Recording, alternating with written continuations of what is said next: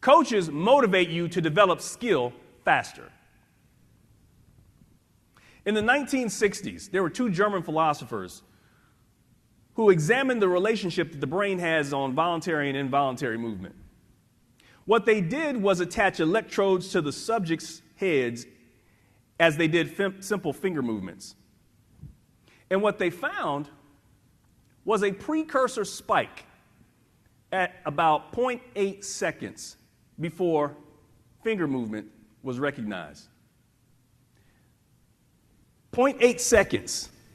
The energy in the brain registered that precursor spike before they witnessed movement in the fingers.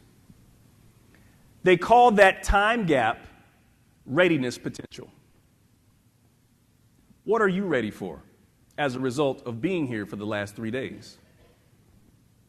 When you future pace yourself a year from now, when you're back here at this conference, what's going to be different as a result of you being here today? How many of you want to position yourself for new opportunities or promotion? Show of hands. Do you want it faster or slower? Do you want it faster or slower?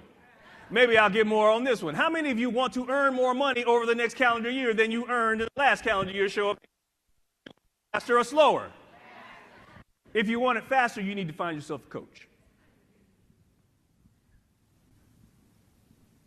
Coaches have the power and ability to cut your time of achieving your goals in half.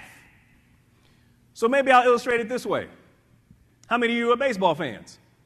All right, baseball fans. So in professional sports, baseball players, Major League Baseball players, are considered to have the fastest hand-eye coordination of any professional athlete.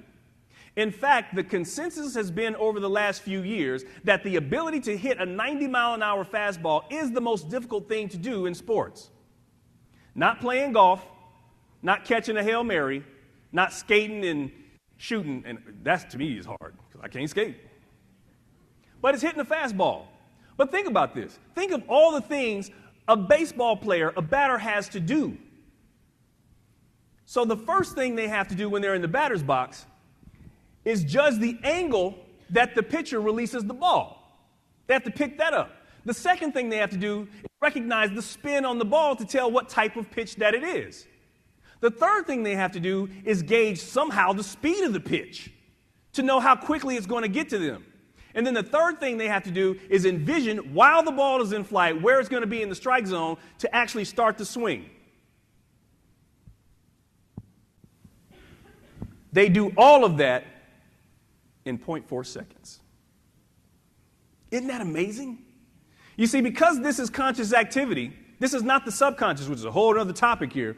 Because this is conscious activity, the brain can only handle one thought at a time. But it does it in 0.4 seconds. Now the question is, how are Major League Baseball players able to cut their readiness potential on the way that they react in half as compared to the average individual? Is it because of their genetic gifting? Yeah, sure. They're much more genetically gifted than many of us in this room. Their bank account says so. But life's greatest potential, life's greatest burden is potential. And if you don't develop that potential, it doesn't matter how much genetic gifting you have. Is it because of their practice and repetition? Sure. But if you practice something incorrectly, you only get real good at being real bad. Just ask anybody that plays golf. The real answer as to how they're able to cut their readiness potential in half is coaching. Every single Major League Baseball player has had a coach. And no matter how much gifting and potential you have, it is the coach that helps you find the right conditions to apply the skill that makes you successful. Coaching hones your instincts. It causes you to trust your instincts.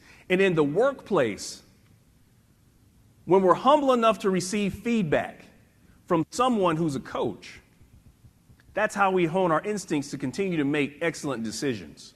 And that inspires people around you to show up, to give their best selves.